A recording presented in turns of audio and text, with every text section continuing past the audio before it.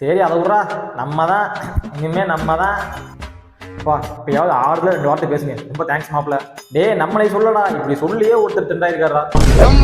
நம்ம தான் யாரா அவன் பாலை குடிச்சு 2 மணியை வாத்திட்டு இருக்கிறான். இன்னும் 2 லிட்டர் வாங்கி குடிக்கிறான். நீ தைரியமா வந்து என்கிட்ட 8 நாவுக்கு பால் கேக்குற. பிராண்டியா அரஞ்சனா.